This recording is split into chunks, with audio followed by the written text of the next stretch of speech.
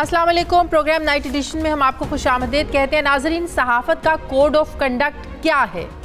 پیکا پر صحافی کیا کہتے ہیں؟ ہیومن رائٹس واچ کی کیا رائے ہے؟ اور ملک کی جو اپوزیشن ہے یہ آزادی صحافت پر کیا اختلاف کرتی ہے؟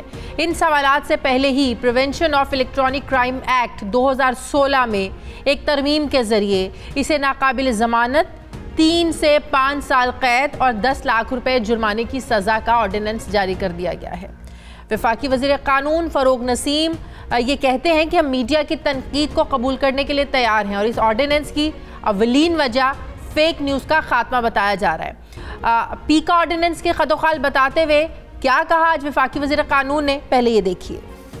آپ کریں، تنقید کریں، وتھ ڈیو رسپیکٹ ضرور کریں، لیکن فیک نیوز نہیں. پیکا میں جو آرڈیننس آیا ہے اس آرڈیننس سے سزا 3 سال سے 5 سال ہے. کمپلیننٹ جو ہے وہ کوئی بھی ہو سکتا ہے. یہ اب اوفینس نان بیلیبل ہوگا اور اگر 6 مہینے کے اندر یہ ٹرائل کنکلوڈ نہیں ہوتا ریلیونٹ ہائی کورٹ وہ پھر پوچھے گی ریلیونٹ جج سے ماضی میں جو بھی غلطیاں جہاں سے بھی ہوئی اب ڈائریکشن صحیح لے لیں. فیک نیوز آرڈیننس کا اطلاق سوشل میڈیا پر بھی ہوگا. جعلی خبر کی شکایات جو ہے یہ کوئی بھی شہری کر سکے گا اور الیکٹرانک کرائم مقدمے کی سماعت جو ہے یہ 6 مہینوں میں مکمل ہوگی، جبکہ اگر ٹرائل مکمل نہیں ہوتا تو اس پر ماتحت عدالت کا جو جج ہے یہ ہائی کورٹ کو جواب دہ ہوگا.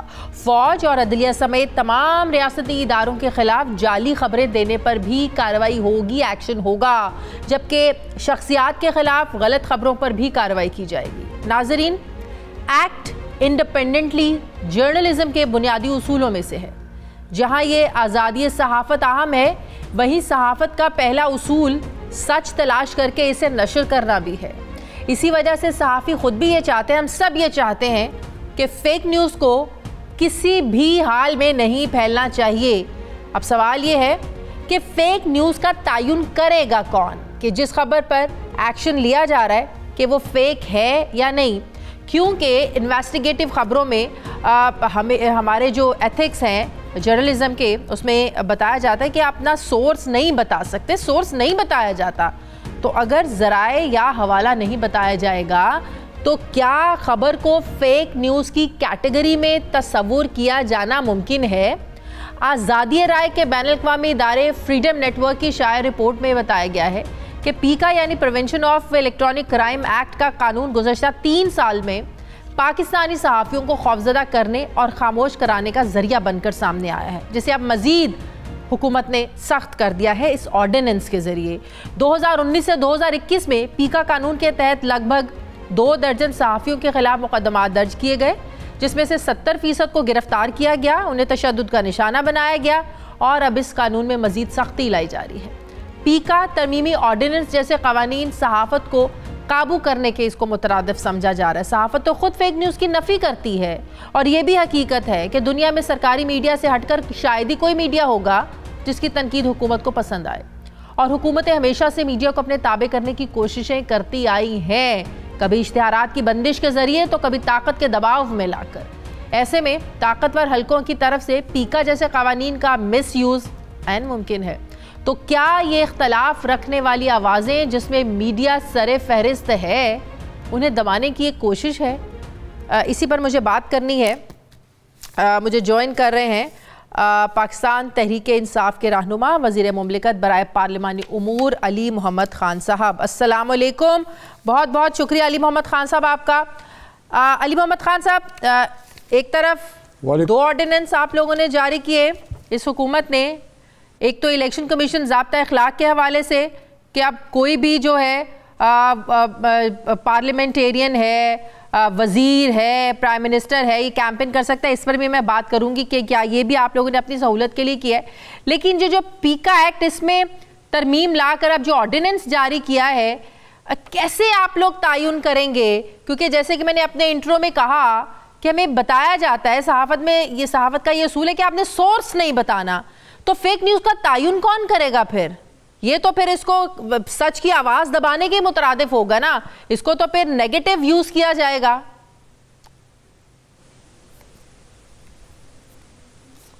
بسم اللہ الرحمن الرحیم. اللہم صلی وسلم مبارک علی سیدنا محمد رسول اللہ خاتم النبیین صلی اللہ علیہ وآلہ وصحبہ وسلم. بہت شکریہ. دیکھیں نیوز اور چینلز اور جتنے بھی ہمارے صحافی برادری ہیں یا کوئی بھی پاکستانی جو سوشل میڈیا پہ یا وی لاگز پہ اپنی رائے کا اظہار کر رہا ہے، جو اپنی پاور ڈرائیو کرتا ہے فریڈم آف سپیچ کی، وہ آپ کی اجازت سے میں پڑھ دیتا ہوں، پھر بات واضح ہو جائے گی. آرٹیکل 19 ہے آئین پاکستان کا، جو سب لوگوں کو پتہ ہے لیکن بہرحال بہت سے لوگوں کو نہیں پتہ ہوگا، تو ان کے لیے میں سنا دیتا ہوں. Every citizen shall have the right to freedom of speech, آپ میں سب کو، and expression, and there shall be freedom of press subject to any reasonable restrictions imposed by law in the interest of the glory of Islam or the integrity, security or defense of Pakistan or any part thereof, friendly relations with the foreign states, public order, decency or morality, or in relation to contempt of court, commission or incitement to an offense. مطلب واضح ہو گیا، freedom of speech ہے، مجھے بھی ہے، آپ کو بھی ہے، سب کو ہے، لیکن اگر ریزنیبل ریسٹرکشن امپوز کی جاتی ہیں، کس لیے؟ انٹیگریٹی، اپنے ملک کی عزت کے لیے، اس کی سلامتی کے لیے، مورالٹی کے خلاف نہ ہو، ڈیسنسی کے خلاف نہ ہو. جیسے کچھ دن پہلے، میں نام نہیں لوں گا، ایک چینل میں ایک خاص شخصیت کے بارے میں جو باتیں کی گئی جس کا کوئی ثبوت نہیں تھا، جو مورالٹی کے بھی خلاف تھا، ڈیسنسی کے بھی خلاف تھا، اور اس کی کوئی بھی، دیکھیں میری آزادی وہاں ختم ہوتی ہے جہاں آپ کی حد شروع ہوتی ہے عزت نفس کی. تو یہ ساری چیزیں ہیں. اب آپ کا سوال بڑا پرٹیننٹ ہے. یہ جو پیکا میں جو بھی چینجز ہم کر رہے ہیں، جو لا لے کے آ رہے ہیں، وہ انڈر آرٹیکل 19 کے تحت ہی ہے کہ آپ کو آزادی ہے، مجھے بھی ہے، لیکن اگر میری آزادی میرے ملک کی انٹیگریٹی کو ہٹ کرتی ہے یا سیکیورٹی کو ہٹ کرتی ہے یا کسی شخص کی عزت کو بغیر ثبوت کے ہٹ کرتی ہے، تو پھر وہاں آزادی ختم. اب یہ بڑا نقطہ ہے کہ یہ ڈیسائیڈ کون کرے گا کہ انٹیگریٹی کون سی ہے، سیکیورٹی ملک کی کیا ہے یا مورالٹی کیا ہے. تو سب سے بڑی ذمہ داری تو اس شخص پہ ہی ہے جو کوئی صحافی ہے یا کوئی عام آدمی ہے، کوئی سیاستدان ہے. اس کو میرے خیال میں سب کو پتہ ہے یہ ملک ہماری ماں جیسی ہے، ہم سب کو پتہ ہے میری ماں کی عزت یا میری ماں کی سلامتی کے کیا تقاضے ہیں. لیکن اس کا معیار کون طے کرے گا؟ اس کا معیار طے کرے گی پارلیمان، اور اس کی انٹرپریٹیشن طے کرے گی عدالت عظمیٰ یا عدالت عالیہ یا ان کی سب آرڈینیٹ کورٹس. تو اصل میں تو جس طریقے سے ہماری مورالٹی ہٹ ہوئی ہے، دونوں تینوں طرف سے ہٹ ہوئی ہے، پھر تو صحافت کے اصول بھی بدل دینے چاہیے نا. پھر تو نہیں، جو آپ نے جس طرف اشارہ کیا اس طرف بھی میں آتا ہوں. جرنلزم ہوتی ہے جس میں سورس نہیں بتانا، خبر دے رہے ہیں لیکن سورس نہیں بتانا. تو اس آڑ میں تو ہر دوسرا صحافی جو ہے نا وہ اندر ہوگا، ہر دوسرا صحافی 6 مہینے کی، سال 2 سال کی قید کاٹ رہا ہوگا. نہیں، میرے خیال میں ایسا نہیں ہوگا.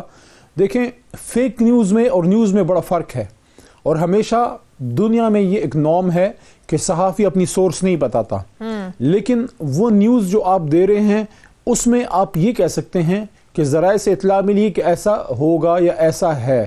لیکن جب آپ کلیم کرتے ہیں کہ ایسا ہے، جب کوئی اونرشپ لیتا ہے اور فیک نیوز کی، اس میں تو میرے خیال میں آپ کو بھی کوئی اعتراض نہیں ہوگا. تو یہ جتنی ڈیٹیلز آپ بتا رہے ہیں پھر یہ سب شامل ہونی چاہیے نا اس میں، کہ آپ ذرائع سے اگر دے رہے ہیں تو خبریں دی ذرائع سے جاتی ہیں. یہ ہوں گی. جیسے میں آپ کو ایگزامپل دیتا ہوں، جیسے میں آپ کو عرض کرتا ہوں، فرض کریں میں ایک صحافی ہوں. ویسے میں اتنا قابل تو نہیں ہوں کہ میں صحافی بنوں، لیکن فرض کریں کہ میں ایک صحافی ہوں. تو میں یہ اگر کہوں کہ شازیہ ذیشان صاحبہ نے یہ کر دیا یا ان کے اتنے بینک ایسٹس ہیں، تو میں اونرشپ لے رہا ہوں، میں کلیم کر رہا ہوں. کل کو اگر غلط ثابت ہوتی ہے وہ فیک نیوز ہے. لیکن اگر میں یہ کہتا ہوں کہ اطلاعات مل رہی کہ ایسا ہو سکتا ہے، یا میری اگر میں تجزیہ دیتا ہوں، تجزیہ از ناٹ فیک نیوز. اگر میں یہ کہتا ہوں کہ یہ ان شواہد سے لگ ہی رہا ہے کہ ایسا ہے، تو وہ تو تمام دنیا جان کے صحافی اور پولیٹیکل اینالسٹ اور پولیٹیشنز اور اسٹیٹسمین سب کرتے ہیں.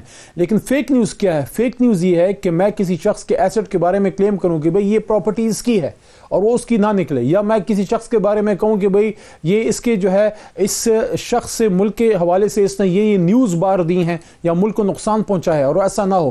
تو فیک نیوز کی روک تھام کے لیے ہے. باقی صحافی پہ، برادری پہ کوئی قدغن نہیں ہے، ود لمیٹڈ ریسٹرکشنز جو ہے، جو میرے خیال میں میرے سے آپ کو زیادہ پتہ ہے کہ میرے ملک کی عزت کیا ہے. ہم پولیٹیشین ہیں، ہم ظاہر ہے ہم نیوٹرل نہیں، آپ لوگ نیوٹرل ہیں، آپ کو زیادہ پتہ ہے. کوئی صحافی اپنی یہ ریڈ لائن تو کراس ظاہر ہے نہیں کر سکتا، لیکن ظاہر ہے انویسٹیگیٹو جرنلزم بھی ہوتی ہے. کابینہ کی، کیبنٹ کی خبریں نکل کر آتی ہیں، ڈیفرنٹ کمیٹیز کی خبریں نکل کر آتی ہیں. آپ لوگ تو یہ کل کو کہیں گے بھی اس کو ثابت کر کے دکھاؤ، کیسے ثابت کریں گے؟ نہیں اتنا کوئی گسٹاپو سروس ہم نہیں ادھر کوئی اسٹیبلش خدا نہ خواستہ کرنے لگے. اب یہ اتنا ہی آپ لوگوں کا ملک ہے جتنا ہمارا ملک ہے. ہم تو کچھ عرصے کے لیے حکومت میں ہیں. جس کی بھی حکومت آئے شازیہ ذیشان صاحبہ نے مائک پکڑ کے جو ہے وہ دانسو طریقے سے اپنی اینکرنگ کرنی ہے. آپ کو کیا لگے عمران خان وزیر اعظم ہوں, میاں صاحب ہوں, تو اصل میں تو آپ لوگ پرماننٹ بیٹھے ہیں. تو ہم کون ہوتے ہیں آپ کو ملک کی سلامتی, ہم کون ہوتے ہیں آپ کو ملک کی سلامتی کے تقاضے بتانے والے؟ آپ لوگوں نے ہمیں بتانا ہے. اس وقت کہتے تھے کل کو یہ نون لیگ کے خلاف استعمال ہوگا, اور آج مریم صاحبہ کہتی ہیں کہ کل یہ آپ لوگوں کے خلاف استعمال ہوگا. ہمیں تو پتا ہے کہ نیب کا جو قانون تھا آیا تو احتساب کے لیے تھا, استعمال ہوا پولیٹیکل وکٹمائزیشن کے لیے. ہمارے ہاں ہماری ملک کی تاریخ ہے کہ قوانین کو پولیٹیکل وکٹمائزیشن کے لیے اپنے اپنے مفاد میں مخالفین کے خلاف استعمال کیا جاتا رہا ہے. نہیں ایسے میرا نہیں خیال کوئی ڈرنے کی کسی کو بھی کوئی ضرورت ہے. دیکھیں میں آپ کو دو چیزیں بڑی سادہ سی بتاتا ہوں. بہت بڑی طاقت ہے دنیا میں, وہ ہے سچ. سچ کی بہت بڑی طاقت ہے. سچ کے سامنے بڑے بڑے جغادری جو ہے وقت کے مطلق العنان نہیں ٹھہر سکتے. وہ کہتے ہیں نا, علامہ کا بھی شعر ہے نا کہ کہتا ہوں وہی بات سمجھتا ہوں جسے حق, کہتا ہوں وہی بات سمجھتا ہوں جسے حق, میں زہر حلاحل کو کبھی کہہ نہ سکا قند, اپنے بھی خفا مجھ سے ہیں بیگانے بھی ناخوش, کہتا ہوں وہی بات سمجھتا ہوں جسے حق. آپ حق بولتے جائیں, ہمیں اگر تکلیف ہوتی ہے, ناگوار گزرتا ہے, کوئی بات نہیں, ہمیں برداشت کرنی چاہیے گرم سیاست میں. ہاں لیکن یہ بات آپ کہہ رہے ہیں نا, یہ پوری پی ٹی آئی یہ بات کیوں نہیں سمجھتی ہے, یہ باقی وزراء کیوں نہیں سمجھتے ہیں, یہ پرائم منسٹر صاحب کیوں نہیں سمجھتے ہیں؟ ایک قانون موجود ہے, اس کو مزید غیر ضروری طور پر مزید سخت کرنا کیا سمجھا جائے؟ فیک نیوز کو برا مانتے ہیں.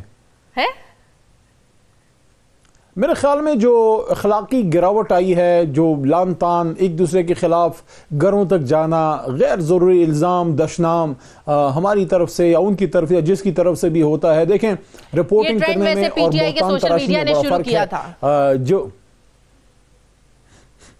اب تو دیکھیں ہمیں الزام دے جس کو بھی الزام دے, اب تو گند پڑ گیا نا ہر طرف. اب اس کو کسی نے تو روکنا ہے, اور میں سمجھتا ہوں اصل میں تو ہم نے جو کرنا ہے, میری I'm in my mid-40s, تو اس لحاظ سے اگر آپ دیکھیں تو now we have to think about our coming generations. جو ہماری دین کا جو حضور صلی اللہ علیہ وآلہ وسلم خاتم النبیین اور صحابہ کرام اہل بیت کی کیا تربیت ہے, ہمارے سلف صالحین کی, علماء کرام علماء حق کی کیا تربیت ہے, صوفیاء اعظام کیا.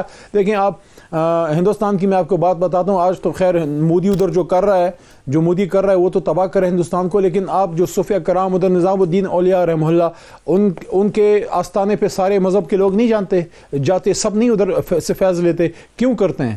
کیونکہ وہ محبت پہ یقین نہ رکھنے والے لوگ تھے, وہ تو محبت پھیلاتے تھے, اور ہمارا دین بھی ہمیں کہتا ہے وَقُولُوا لِلنَّاسِ حُسْنًا, اور کرو لوگوں سے اچھی بات. میرے اور آپ کے نبی پاک صلی اللہ علیہ وسلم خاتم النبیین کی جب قرآن عظیم الشان میں تعریف کی گئی تو کیا کہا گیا؟ یہ کہا گیا کہ اِنَّكَ لَعَلَىٰ خُلُقٍ عَظِيمٍ, بے شک آپ کا اخلاق سب سے بہترین ہے. تو اس کی طرف ایک سفر ہم نے کرنا چاہیے. اس میں اگر کوئی کمی ہے, کوئی سقم ہے, کوئی زیادتی بھی اس میں فرض کریں کسی کو نظر آتی ہے, تو یہ کوئی حرف آخر قرآن تو نہیں ہے نا کہ اس میں تحریف نہیں ہو سکتی. اس کو چینج بھی کیا جا سکتا ہے, اس میں غلط چیزوں کو کم بھی کیا جا سکتا ہے, لیکن ایک کوشش ہے. میں سمجھتا ہوں اس کو سب کو اپریشیٹ کرنا چاہیے. اس میں ہم لوگ بھی آئیں گے, اگر ہم لوگ غلط کام کرتے ہیں, ہمارا سوشل میڈیا غلط کام کرتا ہے, ہم لوگ بھی آئیں گے. سوائے چند ایک لوگوں کے جن میں آپ بھی شامل ہیں, جو بڑے اچھے طریقے سے تنقید کو سنتے بھی ہیں, بڑے تحمل سے اس کا جواب بھی دیتے ہیں, غصہ نہیں کرتے ہیں, لاؤڈ نہیں ہوتے ہیں, جو ہے نا وہ الفاظ کا چناؤ بھی سوچ سمجھ کر کرتے ہیں. پی ٹی آئی میں پیشنس کیوں نہیں رہا؟ دیکھیں ہمارے معاشرے میں اگر آپ دیکھیں بریدنگ سپیس کم ہوئی ہے. پچھلے 15-20 سالوں میں اگر آپ دیکھیں تو دوسرے کی بات سننا کم ہوا ہے. صرف پی ٹی آئی نہیں میں کر رہا, میں معاشرے کی بات کر رہا ہوں. ایون اگر آپ دیکھیں ہمارے صد احترام ہمارے سر کا تاج ہیں جو علماء کرام ہیں, ان کے اندر کتنی بریدنگ سپیس کم ہوئی ہے. ایک دوسرے کے پیچھے نماز تک پڑھنا جو ہے روان, حالانکہ ایک رسول, ایک اللہ, ایک کعبہ, ایک قرآن. یوں تو سید بھی ہو, مرزا بھی ہو, وغا بھی ہو, تم سبھی کچھ ہو, یہ تو بتاؤ مسلمان بھی ہو.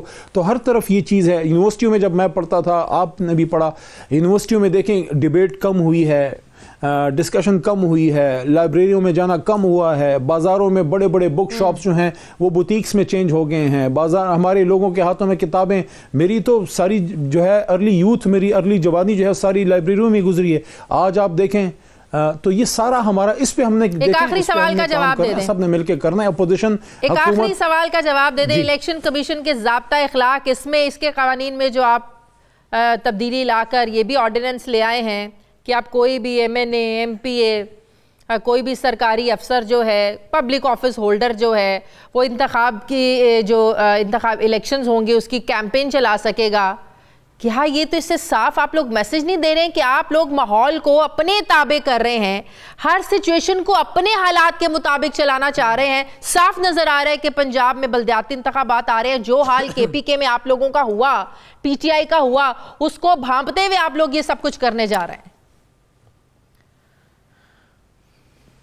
دیکھیں ہمیں نہ چونکہ بیسیکلی ٹریننگ لا کی ہے یا سائنس کی بھی ہے, تو ہمیں ہمیشہ یہ سکھایا جاتا تھا اور سکھایا جاتا ہے کہ آپ انالیٹیکل ایک چیز کو جو ہے جورسپروڈینشلی آپ اس کو اینالائز کریں. جورسپروڈنس کیا کہتی ہے, what is the logic, what is the mischief behind stopping government official from going to حلقہ کمپیٹنگ ان الیکشن. بیسک مقصد کیا تھا, وہ یہ تھا کہ علی محمد اگر منسٹر ہے اور میرے مخالف اگر کوئی ہیں, وہ منسٹر ایم این اے نہیں ہے, ظاہر ہے وہ ہار گیا ہے, وہ اپنے علاقے میں کمپین کرتا ہے تو اس کے ہاتھ میں فنڈز نہیں ہیں, نہ اس کے ہاتھ کے نیچے انتظامیہ ہے, تو وہ جو ہے اس کے ہاتھ میں اختیار نہیں ہے, تو وہ جا کے کمپین کرے. لیکن میں اس لیے نہ کروں کہ میں یا انتظامیہ کو یوز کروں گا یا میں فنڈز وغیرہ اناؤنس کر کے, تو مجھے ایک آٹومیٹک, اگر ہم اس طرح سے ہیں تو حکومت کی وجہ سے میں یہاں پہ آ جاؤں گا, مجھے ایک ایج ہوگا کہ میں وہاں روڈ, گلی, نالی, پانی, بجلی سارا اور نوکریاں پلس پولیس انتظامیہ کو یوز کروں گا. اگر اس کو ہم ادھر لے آئیں کہ دونوں بیلنس ہو جائیں, کہ اگر کوئی, میں ایم این اے یا منسٹر ہوں گا لیکن میں ایک پولیٹیکل ورکر بھی ہوں, عمران خان صاحب وزیر اعظم ہوں گے لیکن آپ وہ پولیٹیکل لیڈر بھی ہیں, اسی طرح مریم بی بھی ہیں, اسی طرح بلاول صاحب ہیں. اس میں پاور ظاہر ہے اسی کے ہاتھ میں نا, اپوزیشن جو ہوگا اس کے پاس. اگر آپ کا, اگر سنیں اگر آپ کا منسٹر یا کوئی حکومتی بندہ جاتا ہے اور اس پہ یہ قدغن ہو کہ وہ الیکشن کے دوران صرف اپنی پارٹی کا مینیفیسٹو ایجنڈا تو پروموٹ کر سکتا ہے جو الیکشن میں کرتا تھا پہلے جنرل الیکشن میں, لیکن اگر اس نے آ کے وہاں نالی گلی اناؤنس کر دینی ہے, نوکریوں کے اعلانات کر دینی ہے, پولیس کو یوز کرنا ہے, تو وہ وہاں پھر نہیں ہونا چاہیے. اس کے لیے ہم چیکس رکھیں گے.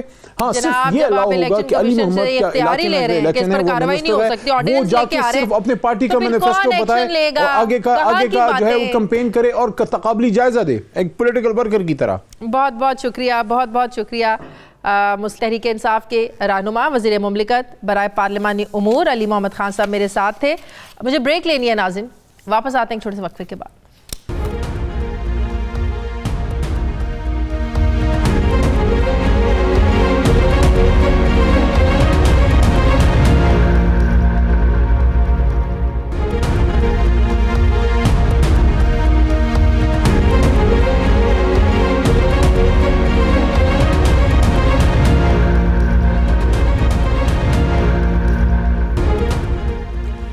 بریک کے بعد ایک بار پھر سے آپ کو خوش آمدید کہتے ہیں. ناظرین, سینئر صحافی تجزیہ کار فہد حسین صاحب مجھے جوائن کر رہے ہیں. السلام علیکم, بہت بہت شکریہ فہد صاحب آپ کا.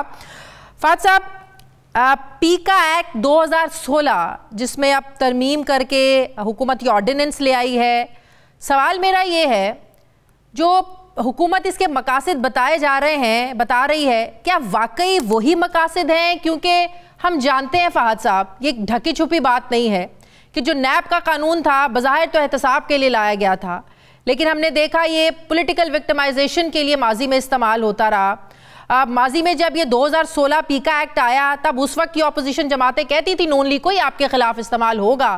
آج مریم بی یہ کہہ رہی ہیں تحریک انصاف کو کہ کل کوئی آپ کے خلاف استعمال ہوگا. تو بظاہر مقاصد وہی ہیں جو آج کی حکومت بتا رہی ہے. شکریہ شادیہ. دیکھیے, نیتوں کا حال تو اللہ تعالیٰ جانتا ہے, لیکن اگر ہم یہ ماضی میں کا دیکھیں ریکارڈ, تو جس طرح آپ نے بالکل درست کہا کہ اس وقت بھی 2016 میں جب یہ ایکٹ آیا تھا تو بہت سارے لوگوں نے بشمول جو جرنلسٹ کمیونٹی ہے اس نے یہ کہا تھا نون لیگ کو کہ یہ مس یوز ہوگا اور اس کو اس طریقے سے نہ کریں. لیکن اس وقت کی حکومت نے, جو نون لیگ تھی, انہوں نے ان باتوں پہ جو ہے زیادہ دھیان نہیں دیا, اور اب دیکھیے کہ پھر اس کے بعد وہی ہوا جس کا خطرہ تھا. اب یہ جو آ رہا ہے, جو ترامیم آئے ہیں, اس میں بھی دیکھیے کہ مقصد تو جو مرضی وہ حکومت کہے, لیکن جب آپ حکومت کو یہ اختیار دے رہے ہیں کہ وہ کسی کی کمپلینٹ پر جو ہے وہ گرفتاری عمر میں ڈال دے, تو اس سے پھر کیا ظاہر ہوتا ہے؟ اس سے تو یہی ظاہر ہوتا ہے کہ وہ फेक न्यूज है या नहीं है वो तो अदालत तयन करेगी, लेकिन जब तक वो तयन होगा तब तक अगर आपने किसी को गिरफ्तार कर लिया तो फिर उसका वो तो भुगत लेगा फिर। और आपने शाजिया आपने एग्जाम्पल नैब का दिया, बिल्कुल सही एग्जाम्पल दिया। देखिए उसमें भी तो यही मामला हो रहा है कि आपने गिरफ्तारी डाल दी, लोगों को कई कई महीने उससे भी लंबा जो है वो आपने अपने उनको हवालात में बंद रखा और बाद में पता चला कि उनको क्लीन चिट मिल गई है अदालत से। तो ये उसी तरफ जा रहा है और इससे जाहिर बात है कि शक तो यही होता है कि ये दबाव डालने के लिए है उन लोगों पे जो कि हुकूमत पर तनकीद करते हैं। मतलब कि फीका जो है ये हुकूमत को इतना फीका लगा कि हुकूमत को मजीद इसमें मसाले डालने पड़ गए।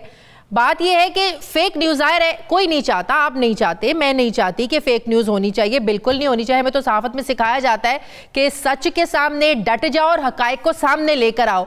बात यह है कि सहाफ़ी ने अपना सोर्स तो डिस्क्लोज़ नहीं करना ना, तो जब ये मामलात अदालत में जाएंगे तो फिर ये तब ज़ाहिर बाउंड होगा सहाफ़ी अपना सोर्स बताने के लिए। ज़ाहिर है इस हुकूमत का जो पेशेंस है वो तो कभी भी नहीं मानेगी कि ये जो है ना वो फेक न्यूज़ नहीं है। फेक न्यूज़ की आड़ में ना जाने क्या क्या होने वाला है इस मुल्क में, तो फिर डिस्क्लोज करने पड़ेंगे सहाफ़ियों को अपने सोर्सेज। देखिए यही वो तमाम तर सवालात हैं और खदशात हैं जिन्होंने जन्म लिया है इस ये जो तरमीम हुई है इसके बाद। और ये बात बिल्कुल दुरुस्त है कि ये तयन करना कि क्या गलत है और क्या सही है, अगर ये इतना ही आसान होता तो फिर डेफेमेशन लॉज ना होते। हाँ, कुछ चीजें तो बिल्कुल वाज़ेह होती हैं, काले को सफेद और सफेद को स्याह कहना जो है वो आसान है, लेकिन अब जहाँ इंफॉर्मेशन है, जहाँ खबरें हैं और जहाँ पे इस वक्त हर तरह की जो एक मालूमात हैं वो social media, main stream media हर तरफ फैली हुई है, उसमें इस तरह का चीज का तयन करना एक अव्वल तो अदालत के लिए मुश्किल है, लेकिन हम तो अदालत से पहले का मसला हम कर रहे हैं कि अगर हुकूमत ने खुद ही इख्तियार ले लिया है कि वो ये फैसला करे कि नहीं ये फेक न्यूज है, इनको गिरफ्तार कर लो और बाद में फिर 6 महीने में देखा जाएगा कि अदालत क्या कहती है। असल खतरा तो ये है कि ये एक सवाबदीदी इख्तियार जो है वो हुकूमत के पास आ गया है जो कि मिसयूज हो सकता है। इस हुकूमत के लिए भी वो एक हथियार बन गया है और जो आने वाली हुकूमतें हैं उनके लिए भी हथियार बन गया है। और शायद कॉन्फिडेंस इसलिए भी है जो ऑर्डिनेंस है कि 6 महीना का जो कह रहे हैं ना कि 6 महीने के अंदर अंदर जो है ना वो फैसला होगा, इसका मतलब है इतना तो यकीन इन्हें है कि 6 महीने तक ये कहीं जाने वाले नहीं है। आप देखें ये जाहिर बात है अगर आप उस एंगल से देखें कि उनमें इतना कॉन्फिडेंस है कि वो नहीं जाने वाले, लेकिन इससे आपको उनकी जो इंटेंट है शाजिया उसका तो अंदाजा हो रहा है कि किस तरीके से जो है वो जो तनकीद है या जो एक आजादी राय है वो उसमें थोड़ी सी कदगन लगाई जाए। अब ये चैलेंज होगा, देखते हैं अदालतें क्या कहती हैं, लेकिन इस वक्त क्योंकि ऑर्डिनेंस आ गया तो खतरा तो बन गया। हाँ, 2008 में जब मैं और आप हम एक इदारे में इकट्ठे काम कर रहे थे, नई पाकिस्तान पीपल्स पार्टी जब इक़्तिदार में आई, नई जमहूरियत हमने भी देखी थी, मैंने भी देखी थी, बहुत तनकीद होती थी, दिन रात टेलीविज़न चैनल्स पर, टॉक शोज़ पर पाकिस्तान पीपल्स पार्टी पर बहुत तनकीद होती थी, लेकिन हमने एक पेशेंस का लेवल देखा। क्या डिफरेंस लगता है आपको? नून लीग के दौर में भी बहुत तनकीद होती थी, आज की हुकूमत तो बिल्कुल बर्दाश्त करने को तैयार नहीं है। क्या आप इत्तफाक करते हैं इस बात से? मैं बहुत हद तक आपसे इत्तफाक करता हूँ। मेरे ख्याल में जो एग्जाम्पल्स आपने दिए हैं उसमें मुझे ये कहने की इजाजत दीजिए कि जो सबसे ज्यादा टॉलरेंस थी वो पाकिस्तान पीपल्स पार्टी में। Very right. और जितनी उन्होंने तनकीद बर्दाश्त की है उस जमाने में, और वहां पे बहुत यानी कि डट के तनकीद होती थी और तरह तरह की होती थी और इस तरह की जो है वो बातें की जाती थी जो यानी कि रोज रात को जरदारी साहब की हुकूमत गिरा के ही जो है ना वो सब सोते थे। जी बिल्कुल, आपने बिल्कुल, मैं उसी तरफ इशारा कर रहा था। यानी बहुत कुछ उस वक्त ऐसा हुआ जो कि मेरे ख्याल में सहाफत के जुमरे से कोई बाहर था, लेकिन उसके बावजूद पीपल्स पार्टी ने ये टॉलरेंस दिखाई है और इसका और कुछ हो ना हो हम उन पे और बहुत चीजों पे उंगलियां उठा सकते हैं, लेकिन इस चीज पे उनको क्रेडिट देना चाहिए। उनके मुकाबले में पाकिस्तान मुस्लिम लीग नून की भी टॉलरेंस कम है और ये जो पाकिस्तान तहरीक इंसाफ है इन्होंने तो खैर उसको एक नया लेवल दे दिया। बहुत बहुत शुक्रिया सीनियर सहाफ़ी तज्ज़ियाकार फहद हुसैन साहब, बहुत शुक्रिया आपका। मुझे ब्रेक लेनी है नाज़रीन, वापस आते हैं एक छोटे से वक्फे के बाद।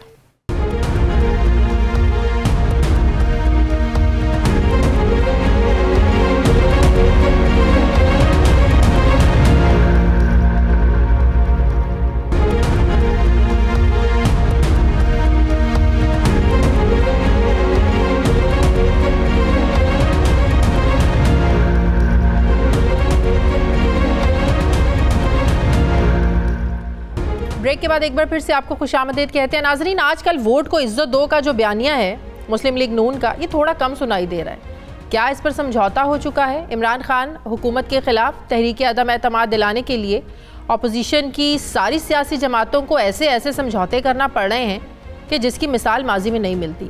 قاف لیگ اور نون لیگ کی 14 سال کے بعد ملاقاتوں سے لے کر ایم کیو ایم اور پاکستان پیپلز پارٹی کی ملاقاتوں تک, اے این پی اور مولانا فضل الرحمان کے فاصلے کم ہونے سے لے کر زرداری صاحب کی مولانا صاحب سے میٹنگ ہونے تک بہت سارے کمپرومائزز یقیناً کیے گئے ہوں گے, مگر یہ ساری جو بھاگ دوڑ ہے یہ کرنے کے باوجود بھی حکومتی اتحادیوں کی طرف سے اپوزیشن کو تحریک عدم اعتماد کے لیے ابھی تک سبز جھنڈی جو ہے نہیں دکھائی گئی.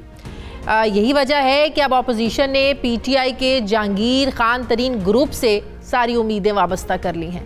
پہلے شہباز شریف کی جہانگیر ترین سے خفیہ ملاقات کی خبریں سامنے آئیں, اب آصف زرداری کی جہانگیر ترین سے ملاقات طے ہونے کا بھی تذکرہ ہو رہا ہے, مگر کوئی بھی تصدیق یا تردید کرنے کے لیے جو ہے وہ تیار نظر نہیں آ رہا ہے.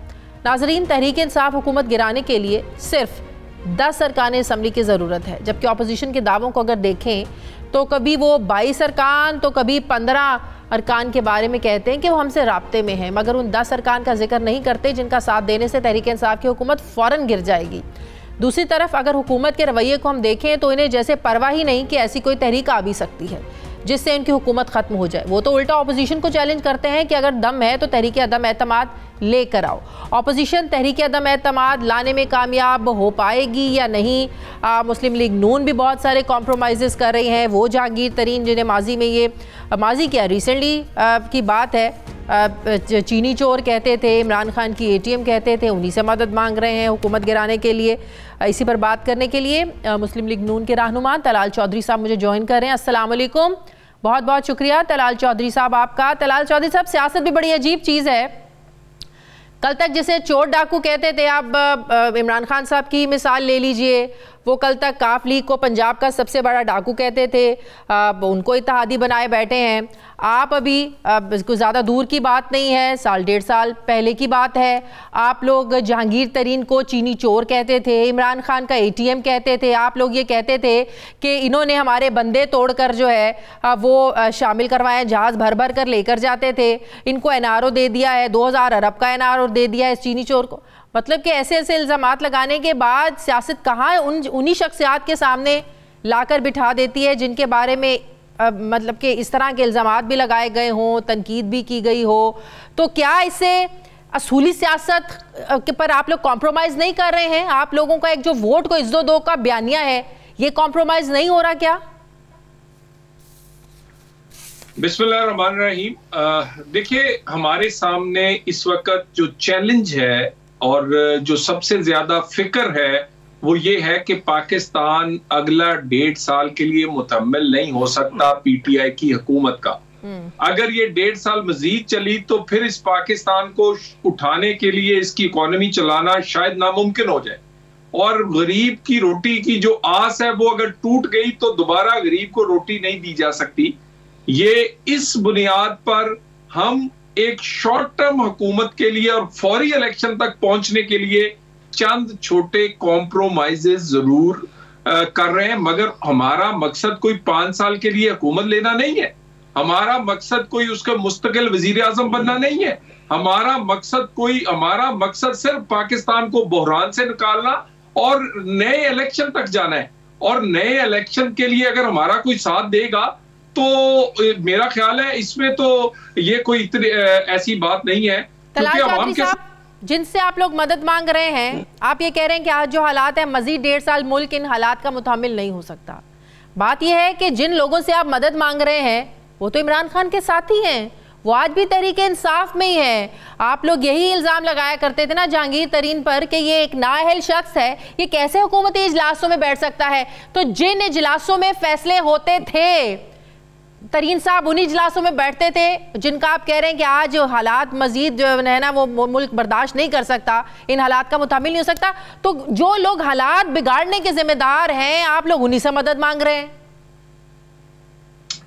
دیکھیں, گزارش یہ ہے, میں نے آپ سے کہا کہ پہلے سب سے پی ڈی ایم کی کوشش یہ ہے کہ وہ جماعتوں سے رابطہ کر رہی ہے, اور اس میں کاف لیگ بھی ہے, اس میں MQM بھی ہے, اس میں باقی کچھ انڈیپینڈنٹ اور دوسرے لوگ بھی ہیں, اور اس کے بعد بہت ساری بڑی تعداد میں, یہ کوئی ہم نے گروپ نہیں بنائے, وہ ترین صاحب کا ہو, وہ ہم خیال گروپ ہو, وہ مختلف جگہ پر PTI کے اپنے لوگ ان کے اپنے ہی خلاف بہت دیر سے وہ سامنے ان کے تنقید بھی کر رہے ہیں, اور وہ سمجھتے ہیں کہ وہ حلقوں میں جانے کے قابل نہیں ہے. سو اس سچویشن میں آپ کو دوبارہ کہہ رہا ہوں کہ ہم نے اپنی پالیٹکس پہ آپ کے سوالوں کی وجہ سے واقعی لگ رہا ہو کہ ہم کوئی کمپرومائز یا ہمیں کوئی پولیٹیکل نقصان ہو رہا, لیکن اس ملک کے فائدے کے لیے یہ چھوٹے چھوٹے کمپرومائز. لیکن ایسے اتحادیوں سے کیا امیدیں جو تسلیاں دے رہے ہیں پرائم منسٹر کو؟ مونس الہی صاحب نے جو تسلی دی 4-5 دن پہلے, وہ بھی آپ کے سامنے ہے کہ ہم آپ کے ساتھ ہیں. MQM کا ماضی کون نہیں جانتا ہے, وہ پیپلز پارٹی پر 5 سال تک تنقید بھی کرتے رہے, ناراض بھی ہوتے رہے, مانتے بھی رہے, آخری دن تک انہوں نے پاکستان پیپلز پارٹی کا ساتھ نہیں چھوڑا. تو اتحادیوں نے تو ابھی تک وہ آپ لوگوں کو کوئی امید تو دلائی نہیں ہے. پھر رہ جاتی ہے بات جہانگیر ترین گروپ سے وابستہ, ان سے امیدیں. آپ کہتے ہیں کہ ان کے ناراض اراکین اور بھی ہیں, لیکن دعوے تو دوسری طرف سے بھی ہیں کہ نون لیگ کے لوگ ان کے ساتھ رابطے میں ہیں. آپ لوگوں کا اصل اعتماد کن لوگوں پر ہے؟ کس پر آپ لوگ جو ہے نا اعتماد کیے بیٹھے ہیں؟ دیکھیں, سب سے پہلے تو پارٹیوں سے بات ہوگی, اور پارٹیوں پر کیا کہتے ہیں ان پر کیا جائے گا کہ وہ کیا فیصلہ کرتے ہیں, اور اس کی بنیاد پر آگے پھر دوسری اسٹریٹجی جو دوسرا پارٹ بی ہے, پلان بی ہے, اس پر پھر اس کے بعد بات ہوگی. پلان بی کیا ہے؟ ایک میرا سوال ہے کہ کون سے ایسے اراکین ہوں گے جو اسمبلی کو 1.5 سال پہلے توڑنے کے لیے اگر آپ کے ساتھ آتے ہیں, وہ حکومت کرنے کے لیے نہیں آ رہے, وہ اسمبلی کو ڈیزالو کروا کر ایک نئے الیکشن کے لیے آ رہے.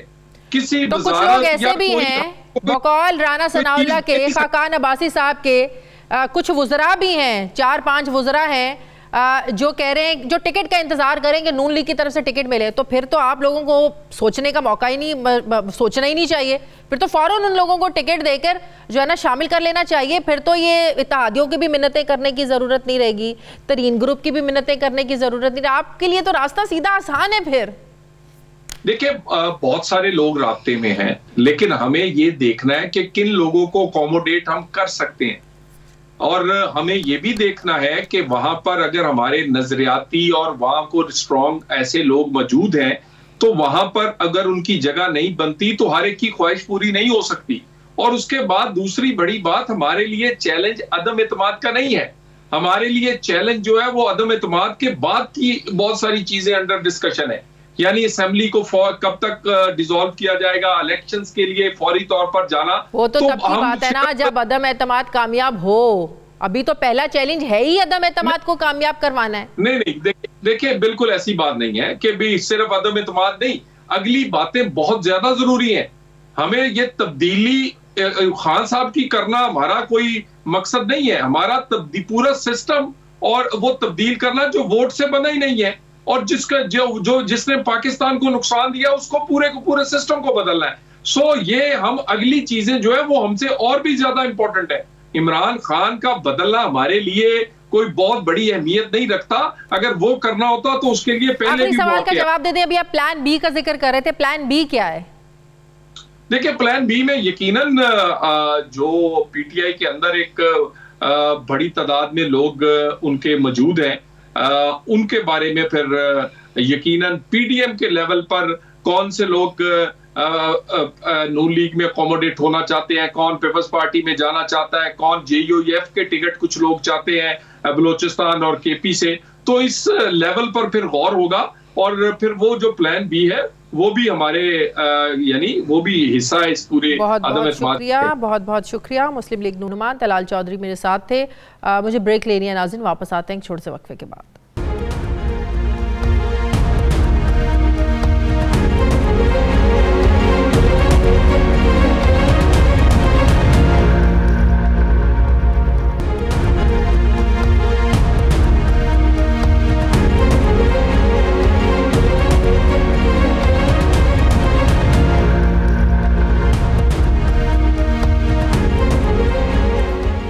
بریک کے بعد ایک بار پھر سے آپ کو خوش آمدید کہتے ہیں ناظرین. وزیراعظم عمران خان 24 فروری کو رشیا کے دورے پر جا رہے ہیں. یہ پاکستان کے کسی بھی پرائم منسٹر کا 23 سال کے بعد رشیا کا پہلا دورہ ہوگا. اس دورے کو دونوں ممالک میں ایک اہم سنگ میل مانا جا رہا ہے کیونکہ اس سے پہلے اسلام آباد اور ماسکو کے درمیان تعلقات سرد مہری کا شکار رہے ہیں.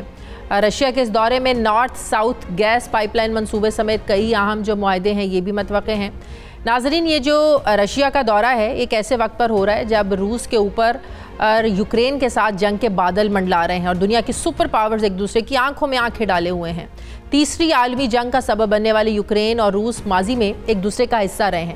اگر ہم تاریخ کے اوراق کو پلٹیں تو یوکرین 9ویں صدی عیسوی سے رشیا کا حصہ رہا ہے جبکہ شہنشاہ روس نے ایک معاہدے کے تحت یوکرین کی اس وقت کی بڑی ریاست کیف کو اپنی بادشاہت میں ضم کر دیا تھا. تاہم افغان وار کے بعد 1991 میں جب سوویت یونین ٹوٹا تو درجن بھر سے زائد جن ریاستوں نے رشیا سے علیحدگی اختیار کی تھی ان میں یوکرین بھی شامل تھا.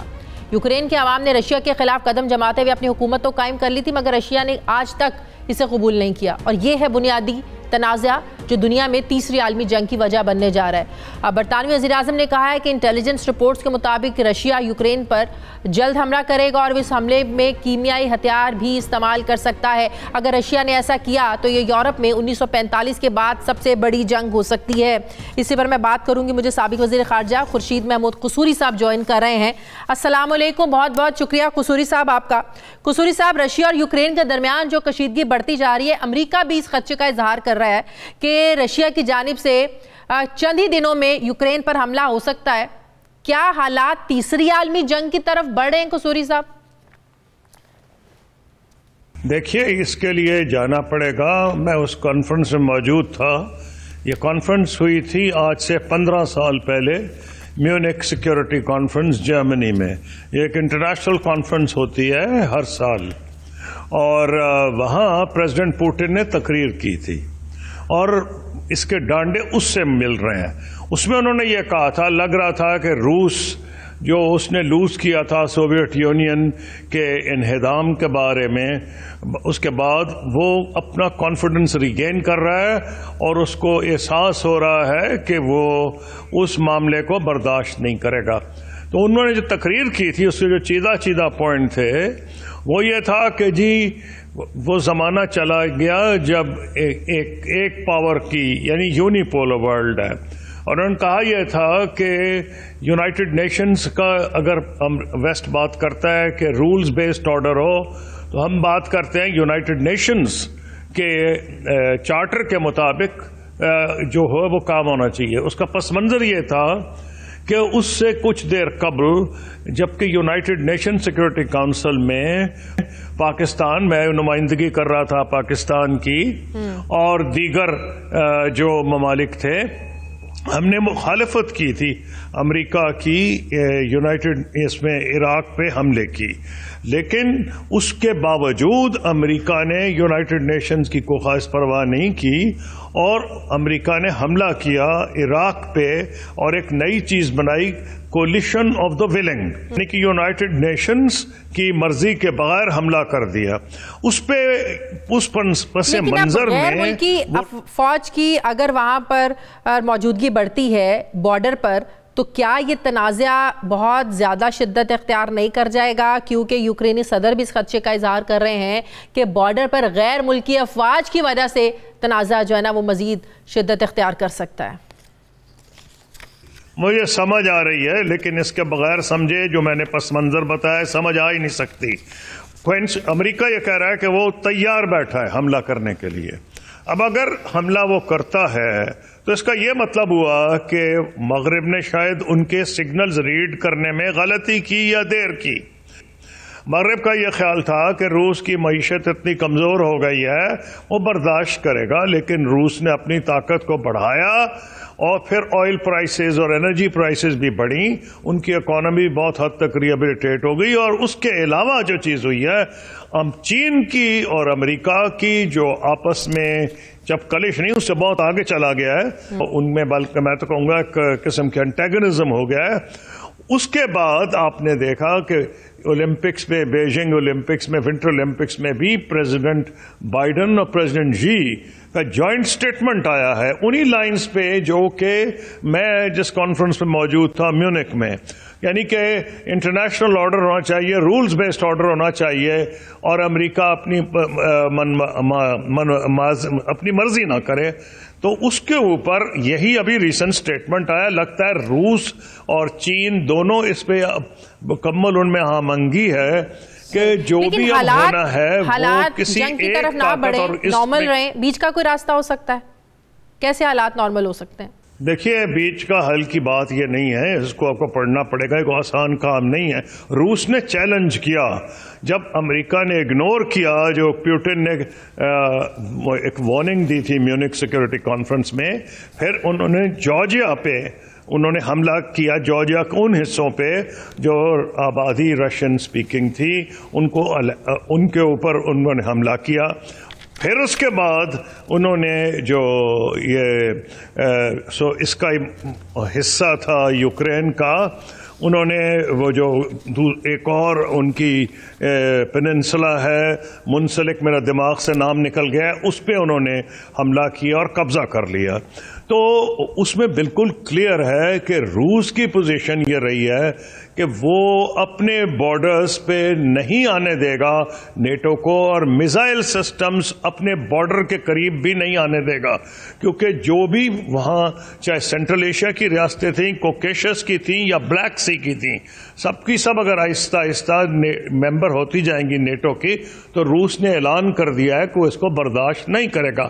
اور اس نے وہ اپنے فوجی لا کے کھڑے اس لیے کیے ہیں اور حملہ ابھی تک نہیں کیا کہ وہ چاہ رہا ہے کہ یورپ خود فیصلہ کرے. یورپ میں ڈویژن ہے، جرمنی اور فرانس نہیں چاہتے جنگ، کیونکہ جرمنی کی تو خود بہت حد تک اور یورپ کے سارے کی ڈیپینڈنس ہے، اور ان کی جو گیس آ رہی ہے وہاں سے، تو یہ it's going to be very tricky. اس لیے پروڈکٹ کرنا کچھ نہیں، پاکستان کی پوزیشن کیا ہونی چاہیے کہ یہ تاثر نہ جائے کہ پاکستان کسی بلاک کا حصہ ہے؟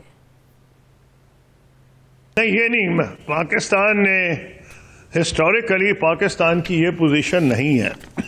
ہسٹوریکلی پاکستان کی پوزیشن کلیئر ہے، اور میں تو ہمیشہ جس کو ملتا تھا کہتا تھا چین ہمارا دوست ہے، بہت پکا دوست ہے، ہمارا نیبر بھی ہے، لیکن ہم تین ایسے ایریاز ہیں جس میں ہم فنکشن کرتے ہیں. ایک تو world of Islam, Islamic world کے ہم انٹیگرل ممبرز ہیں.